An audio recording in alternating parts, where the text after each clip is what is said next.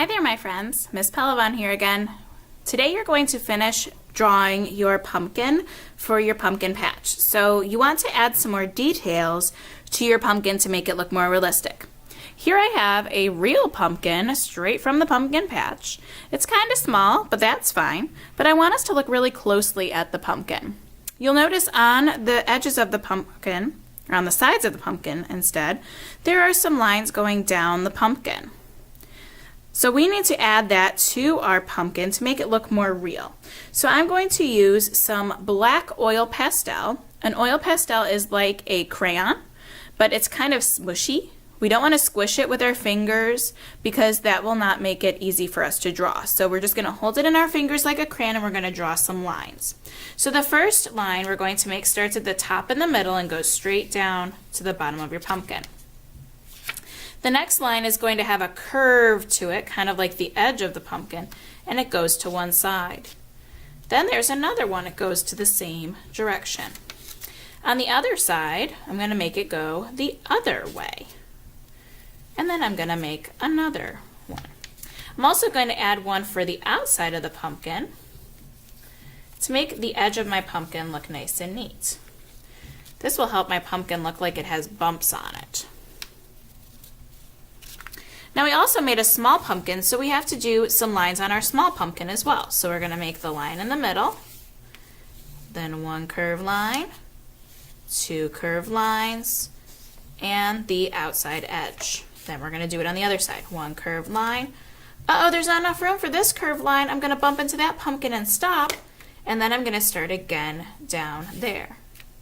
And then I'm going to make the line for the edge of my pumpkin. So now it looks more like realistic pumpkins. Now I can add some shadows on the ground because when my pumpkin is on the ground, it might have a couple shadows. So you can try this if you want. Just make a little black spot at the bottom of your pumpkin in the grass, and that will make it look like your pumpkin's really sitting in the grass. There you go. It looks like that pumpkin is really on the ground. Next, we're going to add some grass to the green part, and we're going to add a stem to our pumpkin. I almost forgot that stem, but I'm using green, so that will help me remember. So here I have some dark green. You can choose whatever color you want. Some of you might want to use some brown for a stem for your pumpkin. You choose. The stem's at the top, and it looks kind of like a triangle, and some stems are kind of long, so you can make a long swirly stem to your pumpkin. I like that. That's kind of interesting. Now this stem is going to be a lot bigger because this pumpkin is bigger. So I'm going to make a nice big stem for my pumpkin. There we go. I have two stems, one on each pumpkin. Next I'm going to add the grass. So I'm going to take my green oil pastel again, and I'm just going to make some texture in the green part of my grass.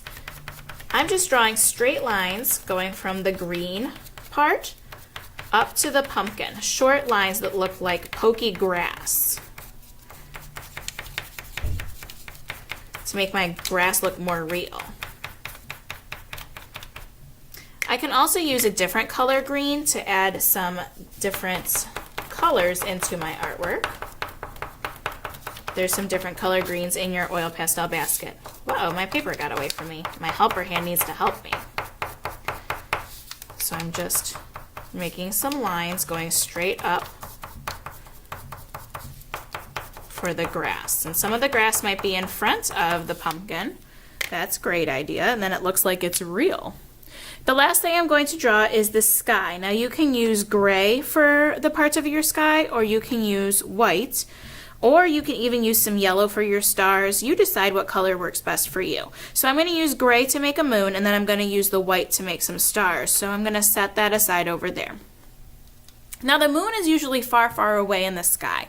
So it's going to look a little bit small where we're standing. So you can either make a crescent moon like a C, or you can make a circle like a full moon. You decide how you want.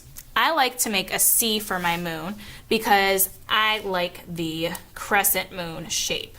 It's a little bit more interesting to me. So I'm going to make a curve like a C, and this one's backwards because of the placement of the moon. And then I'm going to put another C behind it, and then I'm going to color it in.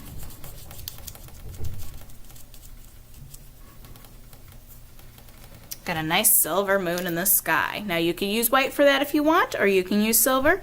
You could use silver for your stars, or you could use gray. You could use yellow. You are the artist. You decide what you'd like. So next I'm going to make a couple of little stars in the sky, and stars are a little bit of a tricky shape, so I'm going to show you a little trick. This one just has to do with straight lines. So I'm making a straight line down, a straight line across, and then two lines crossing. So straight line down, straight line across, and then two lines crossing like an X. So I'm going to do a couple more of those to make it look like stars.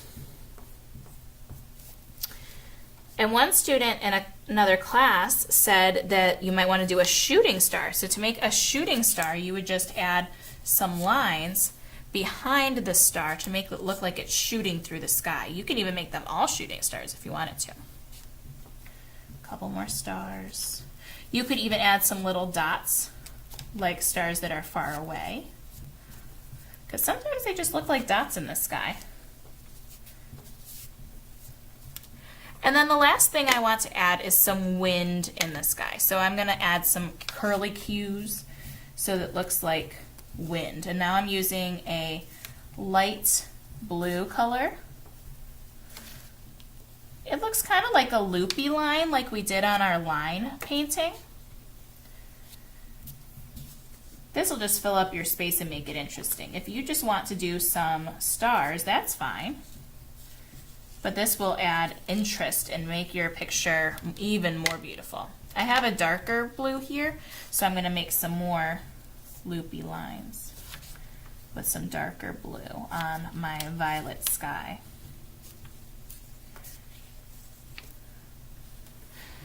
There you have it. We used lines to create our pumpkin texture. We used lines for the grass. We used lines in the sky to create our sky that is full of stars and wind. And we also used shapes like our crescent shape, the shape of our stems, and the shape of our pumpkins to create this awesome pumpkin patch. Great job, kindergarten!